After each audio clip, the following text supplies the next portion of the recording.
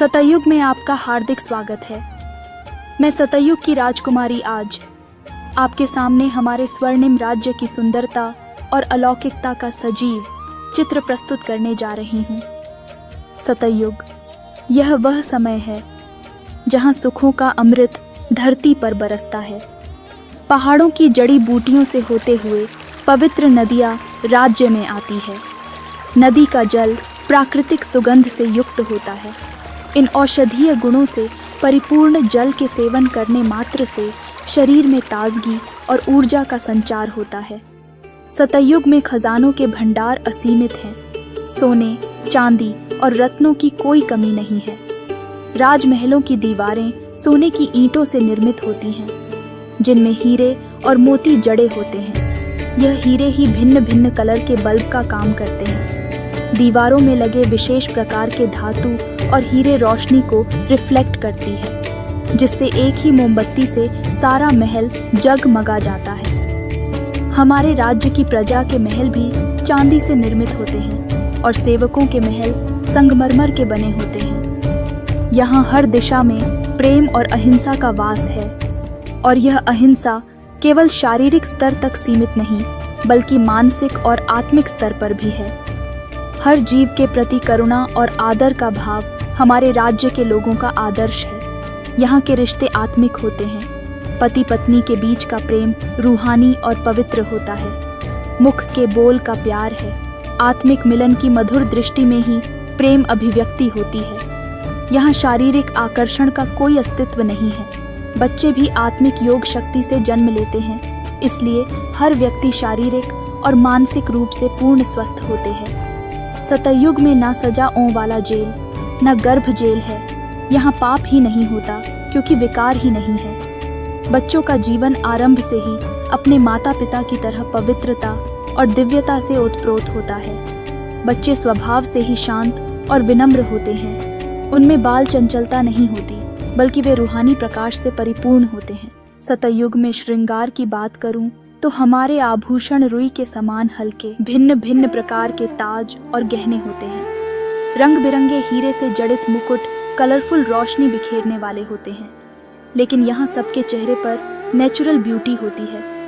Artificial श्रृंगार की जरूरत नहीं पड़ती है। सतयुग के भोजन के बारे में बताऊं तो मुख्य आहार रसदार और स्वादिष्ट फल होते हैं। ये फल इतने पौष्टिक और तृप्ति करने वाले होते हैं कि उनके सेवन से न केवल शरीर बल्कि आत्मा भी पूर्ण रूप से संतुष्ट हो जाती है। ये फल खट्टा, मीठा और नमकीन सभी प्रकार के होते हैं। इसलिए हमारे राज्य में न शुगर फैक्ट्री की जरूरत होती है, न नमक की।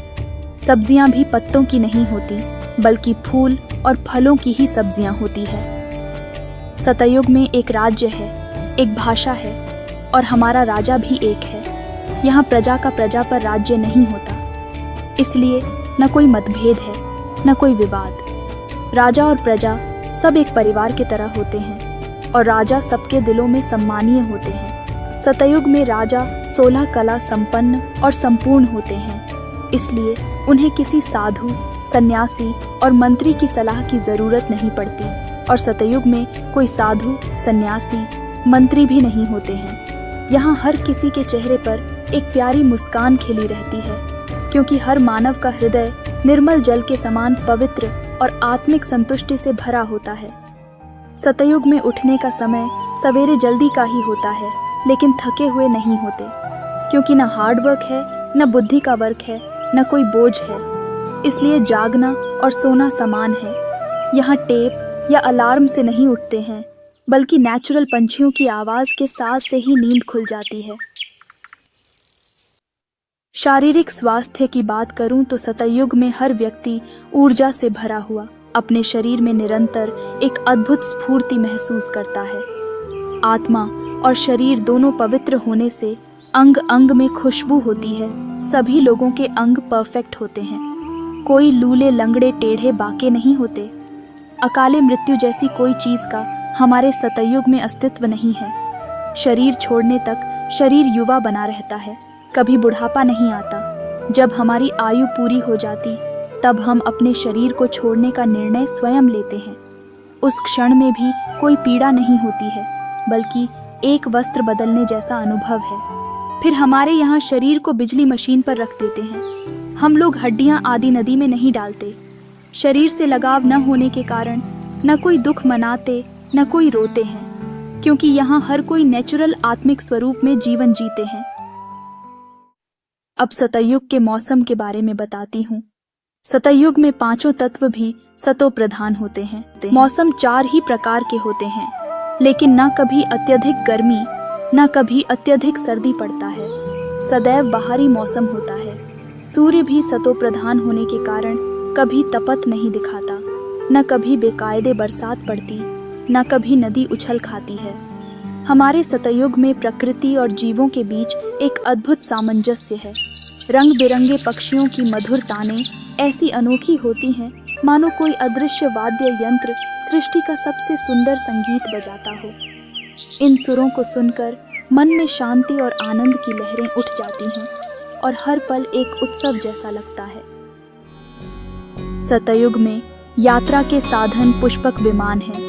महलों के अंदर विभिन्न आकृति के विमानों की लाइन लगी होती है। विमान फुल एक्सीडेंट प्रूफ होते हैं और इनका संचालन इतना सरल है कि 5 साल का बच्चा भी इन्हें चला सकते हैं। यह सब शुद्ध एटॉमिक और सौर ऊर्जा के आधार पर काम करते हैं। सतयुग में सारा धरती आकाश हमारी होती है। कोई विभाजन या सीमा नहीं होता हैं। सतयुग के कारोबार के बारे में बताती हूँ। यहाँ मुख्य रूप से कपड़ों के कारखाने, पुष्पक विमान के निर्माण, सोने, हीरे, मोती के आभूषणों के कारोबार होते हैं। मुद्रा के रूप में अशर्फियां चलती हैं। सबके पास अथाह धन है, इसलिए पैसा कमाने का कोई लोभ नहीं रहता। निमित्त मात्र वस्तुओं का लेन देन होता है। फैमिली सिस्टम होता है। प्रजा भी अपने शरीर निर्वाह से पद्म गुणा ज्यादा भरपूर होती है। इसलिए मैं ग्राहक हूँ, यह मालिक है। यह भाव नहीं रहता। स्नेह की लेन देन है। यहाँ हिसाब किताब की बड़े बड़े रजिस्टर नहीं है। सतयुग में हम किसी को दान देते नहीं। यहाँ कोई कंगाल नहीं होते, न कोई गरीब भिखारी होते हैं जिनको दान दे। जमीन भी ढेर होती है। जमीन का कोई भाव लगता ही नहीं। सभी के पास अपनी भूमि, गाय और संपत्ति होती है। अब सतयुग के पढ़ाई के बारे में बताती हूँ। सतयुग की पढ़ाई भी एक खेल खेल में पढ़ते हैं।